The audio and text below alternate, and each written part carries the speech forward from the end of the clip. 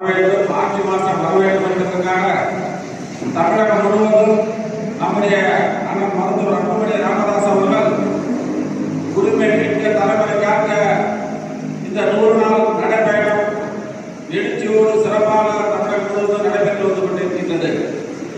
அந்த திருப்பூரில் தொடங்கிய அந்த நடைபயணம் தென் மாவட்டங்களில் முடிவடைந்து இன்று மேற்கு மாவட்டங்களில் தொடர்ச்சியாக வருகின்ற 1ஆம் தேதி அரியலூர் பெரம்பலூர் மாவட்டத்தில் ஜெயங்கொண்டத்திலும் பெரம்பலூர் மாவட்டத்தில் குன்னத்திலும் இந்த எழுச்சி நடைபயணம் மிக சிறப்பாக நடைபெற இருக்கின்றது.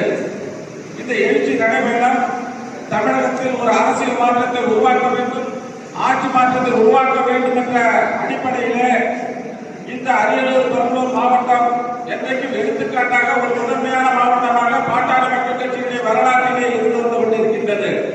அந்த அடிப்படையில் வருகின்ற 1ஆம் தேதி இந்த ஜெயங்கொண்ட நடைபயணம் என்பது வரலாற்றில் இதுபோல் ஒரு நடைபயணம் பொதுக்கூட்டம் நடைபெறவில்லை என்பதை பறைசாற்றுகின்ற வகையிலே நாம் குறைந்தபட்சம் 20,000 பேரை கூட்டி இந்த ஜெயங்கொண்ட மாநாட்டில் மிகப்பெரிய நடைபயணம் பொதுக்கூட்டத்தை நடத்தி காட்ட வேண்டும்.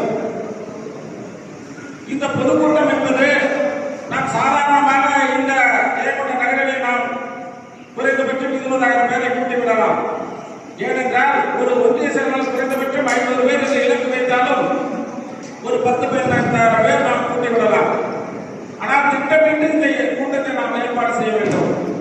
ஏதோ சொன்னோம், நோட்டீஸ் கொடுத்தோம், வந்துருவாங்க இல்லாமல் ஒன்றிய செயலாளர்களுக்கு மற்ற பொறுப்பாளர்களுக்கு எந்தவித செலவும் இல்லாமல் நீங்கள் மக்களை அணிதிரட்ட வேண்டும்.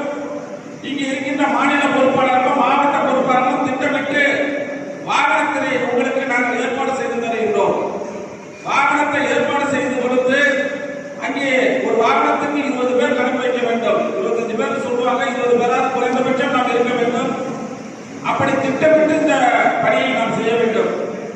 அங்கே ஆண்களும் பெண்களும் வடக்கு ஒன்றிய செயலாளர் கந்தசாமி அவர்களே, கிழக்கு ஒன்றிய செயலாளர் ராமதாஸ் அவர்களே, ஜெயங்கொண்டம் தெற்கு ஒன்றிய செயலாளர் பிரேம்குமார், செயலாளர் மாதவன் அவர்களே, தலைவர் அண்ணகுடி அவர்களே, மதுராஜனுடைய நகர செயலாளர் ராஜ் அவர்களே, உடையமலை பேரூராட்சியுடைய நகர செயலாளர் மதி அவர்களே, அரியலூர் நகர செயலாளர் விஜய் அவர்களே, அரியலூர் வெற்றி அவர்களே, பொன்சந்த குரு அவர்களே, அரியலூர் எழில் அவர்களே, வழக்கறிஞர்